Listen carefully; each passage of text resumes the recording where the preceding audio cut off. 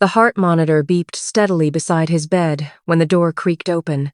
71-year-old Walter Higgins turned his head, expecting a nurse. Instead, a woman in a white coat stood frozen in the doorway, staring at his chart like she'd seen a ghost. "Mr. Higgins," she whispered, "you probably don't remember me, but I never forgot you. If you believe in kindness and second chances, please like, comment, share, and subscribe to Grandpa's Story Chair. Before we begin, tell me in the comments which country you're watching from and what city you're in tonight. Grandpa reads every single one, and it means more than you know when a story like this reaches someone far from home. Now, let's go back. 20 years, to be exact. Walter Higgins wasn't always 71 and lying in a hospital bed. 20 years ago, he was a 51-year-old diner owner in a small town called Millbrook, Ohio, population just under 9,000.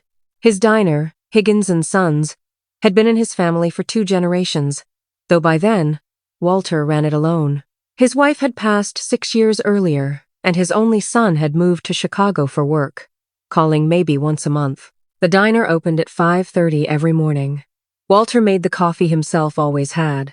Always would, because he said machines couldn't get the temperature right the way a human hand could. Regulars knew him by the way he wiped down the counter in slow, even circles, humming old country songs under his breath. It was a modest life.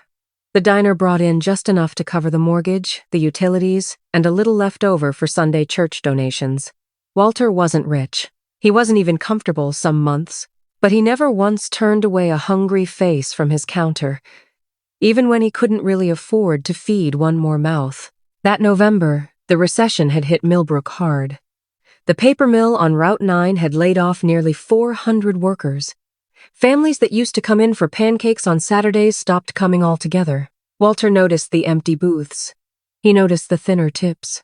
He noticed, most of all, the people who walked past his window and didn't come in because they couldn't. One of them was a little girl. She was maybe 7 years old, wearing a coat 2 sizes too big, standing outside his window most mornings around 7 a.m., watching the steam rise off coffee cups through the glass. Walter didn't know her name.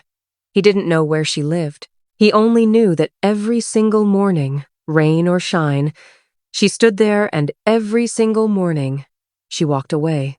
Until the morning she didn't. It was a Tuesday, cold enough that Walter could see his own breath through the kitchen door. He was flipping eggs when he noticed her smaller than the coat swallowing her shoulders, standing right at the entrance this time instead of the window. She hadn't come in. She was just standing there, one hand gripping the door handle like she wasn't sure she was allowed. Walter set down his spatula and walked over. "You cold out there?" he asked. The girl nodded but said nothing. "You hungry?" Another nod, smaller this time, like admitting it cost her something. Walter didn't ask where her parents were. He didn't ask why a 7-year-old was alone on Route 9 before school. He just pulled out a stool, poured a glass of milk, and slid it across the counter along with a warm biscuit. "I don't have any money," the girl said quietly, her voice barely above the hum of the diner radio. "Didn't ask you for any," Walter replied. She ate slowly, like she was trying to make it last. When she finished, she looked up at him with an intensity that seemed too old for her face. "I'll pay you back," she said. "When I grow up, I promise." Walter chuckled softly and wiped down the counter beside her. "Tell you what," he said. "You don't owe me a thing.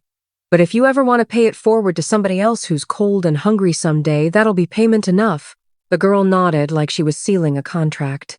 Then she slipped off the stool and walked back out into the cold. She came back 3 more times that winter. Each time, Walter fed her without a word about payment. And then, one March morning, she simply stopped coming. Walter asked around. Nobody in Millbrook seemed to know a family matching her description. Some said they'd moved. Others said maybe they'd never really lived in town at all, just passing through on hard times, the way so many families did back then. Walter never learned her name.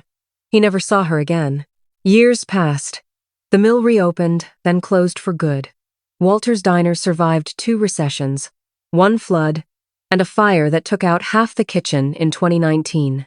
He rebuilt it at 68 years old, alone, because his son had passed away 3 years earlier from a heart condition, and there was no one left to inherit it but Walter's stubborn refusal to let his father's name come down off the sign. By the time Walter turned 71, his own heart had started failing him too. A routine checkup turned into an emergency admission. Doctors spoke in hushed voices outside his room about surgery, about risk, about a specialist who'd need to be called in, someone with a very particular expertise in the exact condition Walter had. That specialist's name was Dr. Amanda Cole. Dr. Amanda Cole had reviewed hundreds of patient files that week, but something about this one made her pause, not the diagnosis, not the risk factors, but a single line on the intake form under occupation. Diner owner, Millbrook, Ohio, 35 years. She told herself it was nothing. Ohio had plenty of diners. But when she walked into room 214 and saw the old man's face, tired, wrinkled, but unmistakably kind in a way she hadn't forgotten in 20 years, the chart nearly slipped from her hands. "Mr. Higgins," she said, her voice catching. "You probably don't remember me." Walter squinted at her, confused. "Should I?" 20 years ago, she said slowly. "I was 7 years old. I used to stand outside your diner window on Route 9. You gave me milk and a biscuit. You never asked for anything back." Walter's eyes widened. His hand, resting on the blanket, began to tremble slightly. "The little girl," he whispered, "in the big coat." Amanda nodded, tears already forming. "My mother was sick that winter. We had nothing. Some mornings, that biscuit was the only thing I ate all day. I never forgot it. I never forgot you." "You became a doctor," Walter said, half in disbelief. "A cardiologist," she corrected gently. "One of 3 in this hospital qualified to perform the surgery you need." The room went silent, except for the steady beep of the monitor. Walter shook his head slowly. "Small world," he murmured. "It's not luck, Mr. Higgins."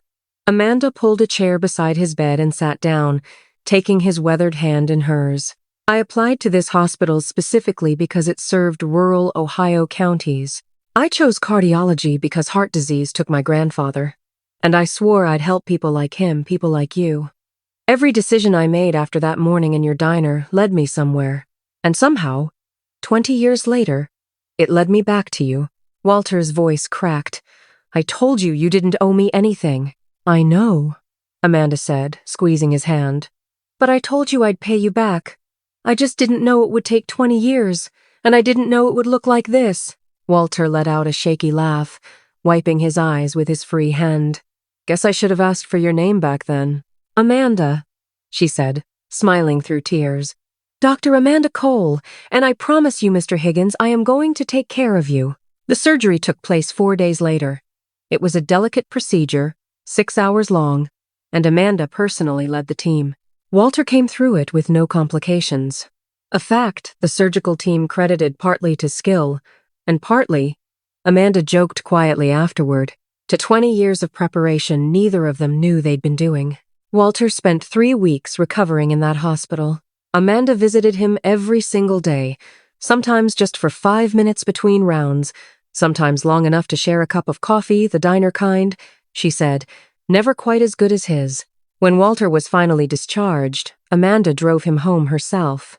As they pulled up to Higgins and Sons, still standing after all these years, sign a little faded but lights still on, Amanda turned to him. "I want to help you keep this place running," she said. "Not because I owe you, because I never want another child standing outside a window, too afraid to walk in." Together, they started something small, a standing arrangement where any child who walked into Higgins and Sons hungry never had to explain why, never had to pay, and never had to feel ashamed. They called it, simply, Walter's Promise. It wasn't revenge. It wasn't a dramatic reversal of fortune. It was just 2 people, one who gave without expecting return, and one who never forgot quietly closing a circle that took 2 decades to complete. Sometimes the kindness we show a stranger doesn't come back to us in the way we expect. Sometimes it takes 20 years, a hospital bed, and a chance we could never have planned. But it comes back. It always finds a way back. If this story touched your heart, please leave a like and share it with someone who still believes kindness matters. And before you go, comment below. Kindness still exists if you believe even one good act can change someone's life.